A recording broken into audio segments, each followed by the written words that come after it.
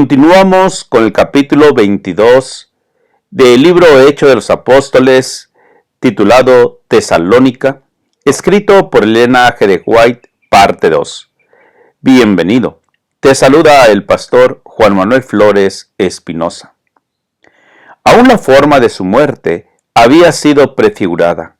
Como la serpiente de metal había sido levantada en el desierto, así iba a ser levantado el Redentor venidero, para que todo aquel que en él cree no se pierda, mas tenga vida eterna.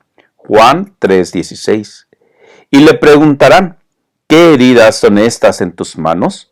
Y él responderá, con ellas fui herido en casa de mis amigos. Zacarías 13:6. Dispúsose con los impíos su sepultura, mas con los ricos fue en su muerte, porque nunca hizo él maldad, ni hubo engaño en su boca. Con todo eso, Jehová quiso quebrantarlo, sujetándole a padecimiento. Isaías 53, 9 y 10.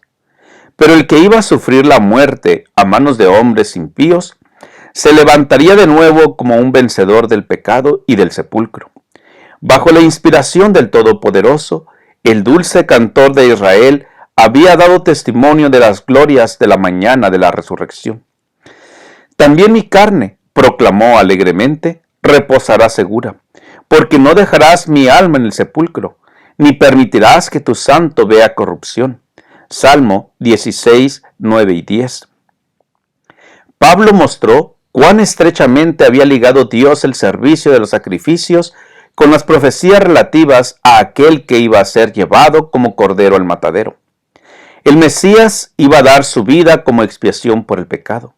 Mirando hacia adelante a través de los siglos, las escenas de la expiación del Salvador, el profeta Isaías había testificado que el Cordero de Dios derramó su vida hasta la muerte y fue contado con los perversos, habiendo él llevado el pecado de muchos y orado por los transgresores. Isaías 53, 7, 10 y 12. El Salvador profetizado había de venir, no como un rey temporal, para librar a la nación judía de opresores terrenales, sino como hombre entre los hombres, para vivir una vida de pobreza y humildad, y para ser al fin despreciado, rechazado y muerto. El Salvador, predicho en las Escrituras del Antiguo Testamento, había de ofrecerse a sí mismo como sacrificio en favor de la especie caída.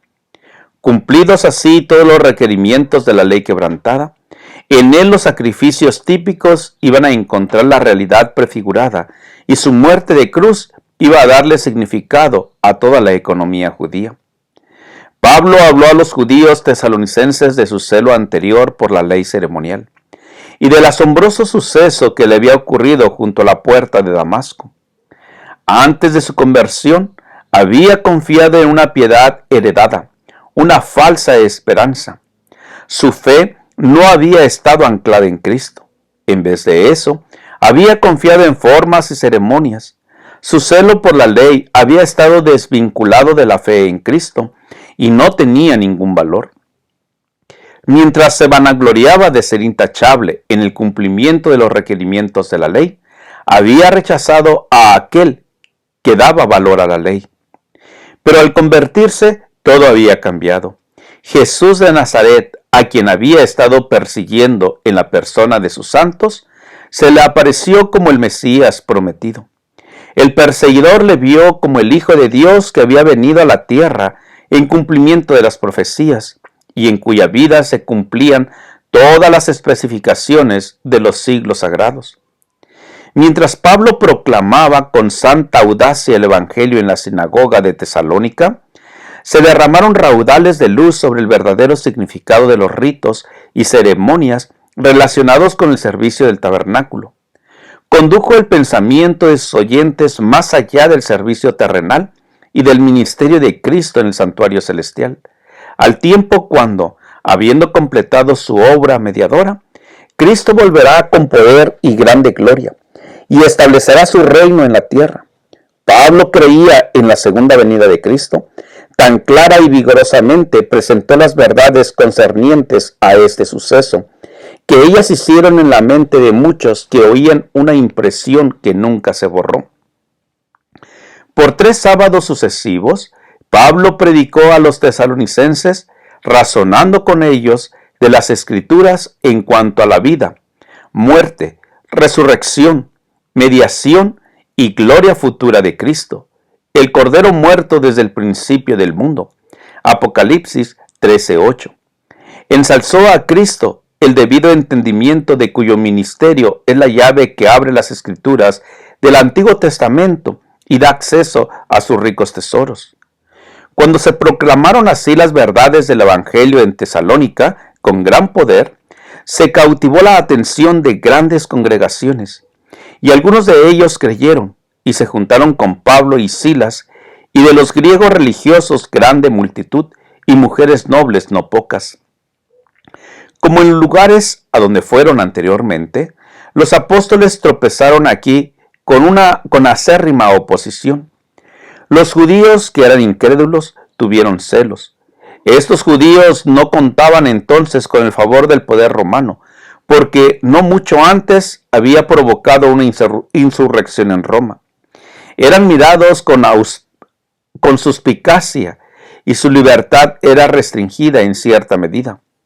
Vieron ahora una oportunidad de aprovecharse de las circunstancias, a fin de rehabilitarse y al mismo tiempo arrojar oprobio sobre los apóstoles y sobre los conversos al cristianismo. Se proponían hacer esto uniéndose con algunos ociosos, malos hombres, por medio de los cuales lograron alborotar la ciudad, con la esperanza de encontrar a los apóstoles. Asaltaron la casa de Jasón, pero no hallaron a Pablo ni a Silas. Y no hallándolos, la turba, en su loco chasco, trajeron a Jasón y algunos hermanos a los gobernadores de la ciudad, dando voces: estos que alborotan el mundo también han venido acá, a los cuales Jasón ha recibido, y todos estos hacen contra los decretos de César, diciendo que hay otro rey, Jesús. Como no se halló a Pablo ni a Silas, los magistrados pusieron bajo fianza a los creyentes acusados para mantener la paz. Temiendo violencias adicionales, los hermanos, luego de noche, enviaron a Pablo y a Silas a Berea. Los que enseñan hoy verdades poco populares no necesitan desanimarse si en ocasiones no son recibidos más favorablemente, aun por los que pretenden ser cristianos, de lo que lo fueron Pablo y sus colaboradores, por la gente entre la cual trabajaron. Los mensajeros de la cruz deben velar y orar, y seguir adelante con fe y ánimo, trabajando siempre en el nombre de Jesús. Deben exaltar a Cristo como el mediador del hombre en el santuario celestial, en quien se concentraban todos los sacrificios de la dispensación del Antiguo Testamento, y por cuyo sacrificio expiatorio los transgresores de la ley de Dios pueden hallar paz y perdón. Qué maravilloso es estudiar las profecías que nos presentan a Jesús como nuestro Salvador. Yo te invito hoy, querido amigo, que tú sigas escuchando la voz de Cristo Jesús, pues Él desea que tú y tu familia sean salvos. Te invito a compartir este audio con todos tus amigos, vecinos, familiares y en las redes sociales. Te invito a que nos sigas en YouTube, Juan Manuel Flores Espinosa. Jehová te bendiga y te guarde. Jehová haga resplandecer su rostro sobre ti y tenga de ti misericordia. Jehová alce sobre ti su rostro y ponga en ti paz.